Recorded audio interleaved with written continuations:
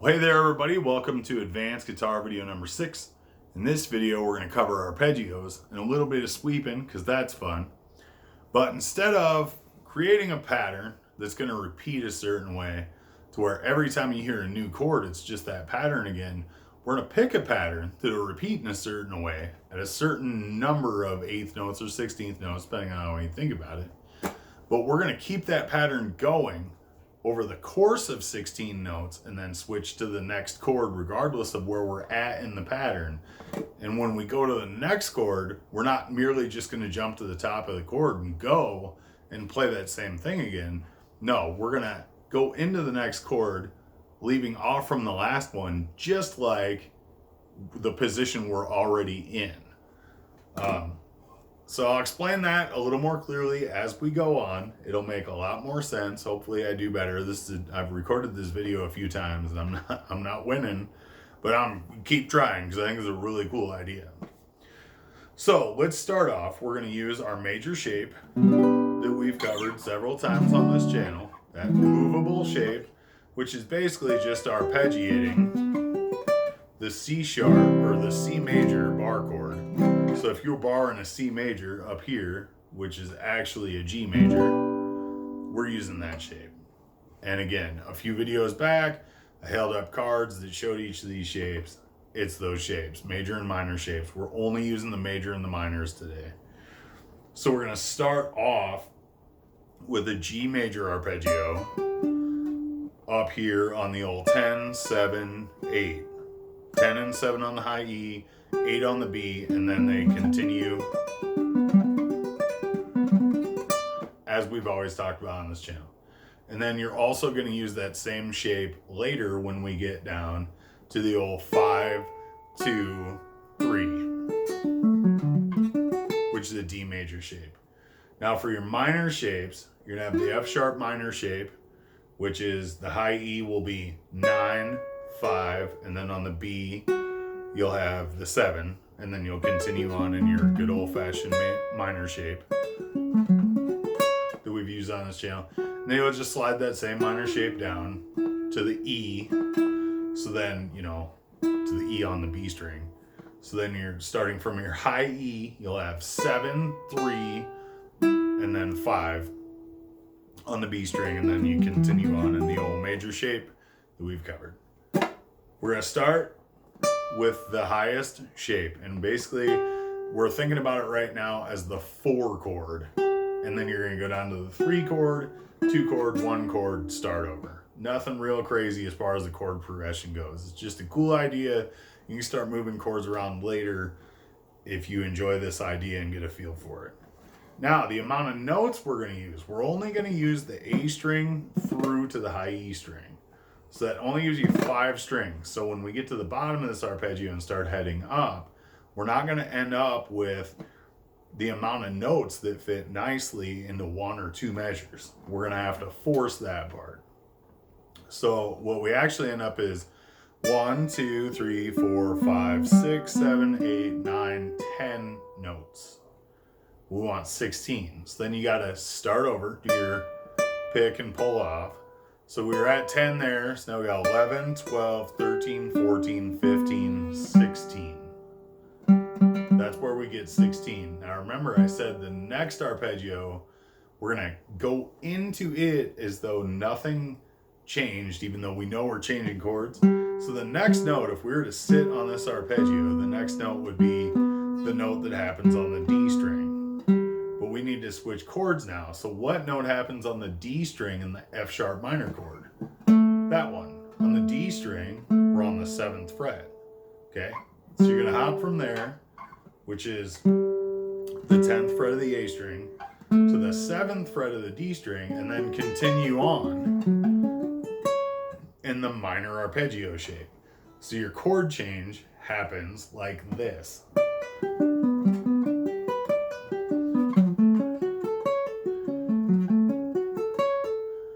You hear how it just subtly, in the middle of everything, we're on new notes, okay?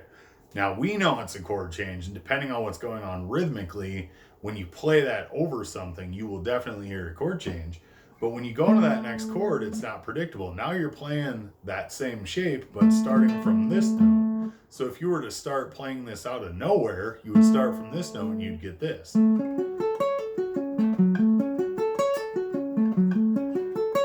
Now we don't have a metronome on or a piece of music happening in the background, so your brain could flip you around to where that's where it starts, but it never started there. We started here. We started right there. So that's the one of this thing right now.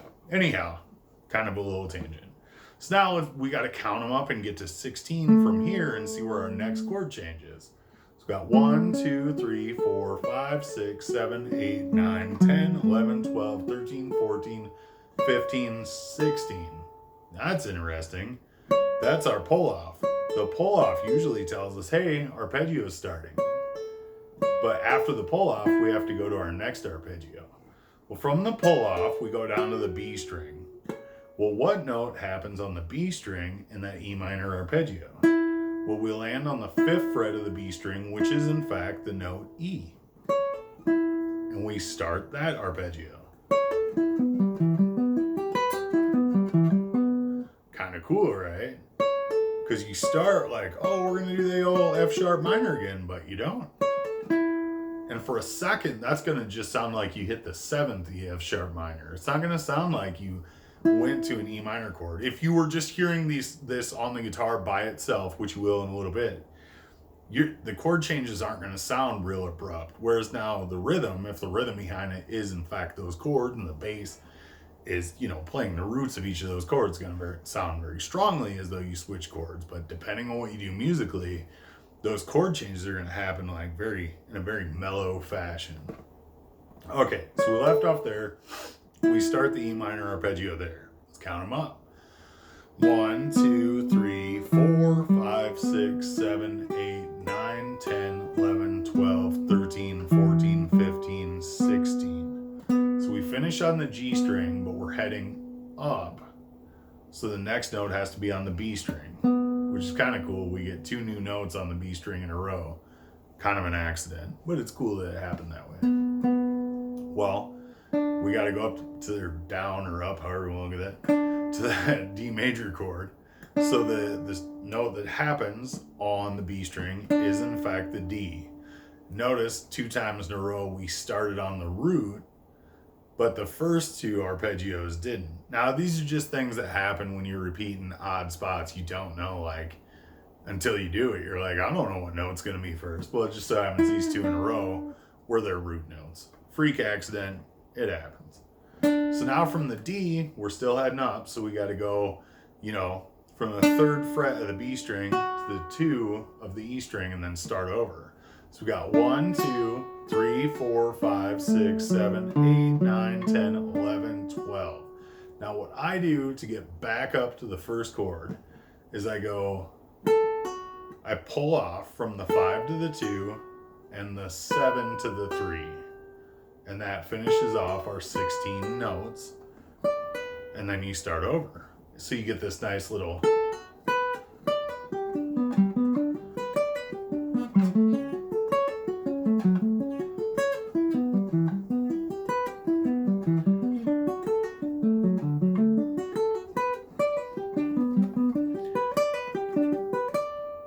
Okay, so that's the whole progression. That's what we've covered. Now from there you could take and you could put in new chords.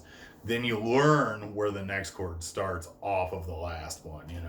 That's the big thing, is just learning where the next chord would start. Like we know that on that very first chord, the last note is on the A string, so the first note of the next chord has to be on the D string. So we could go to the E minor chord next instead, and we would still have to start that E minor chord on the note on the D string ascending, because we're already ascending. So your right hand is still doing the, down, up, as though you're playing a 5-4 or a 10-8 pattern.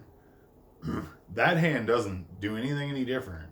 This hand, though, is starting its next note every 16 notes. So the 17th note is note 1 of the next arpeggio. If you want to think about that, that might help you get that these two hands are technically doing something different than each other, but this one's fingering is going to be just like you're just doing down, up in 10-8. You're just switching your chord at a weird spot. Anyhow, so then you could go from this first chord to that E minor arpeggio. You heard it. It's harder to get to. You got to slide a little bit, or you could play faster than me and then you don't have to slide. You just do it right. I'll get better, I will. Anyhow.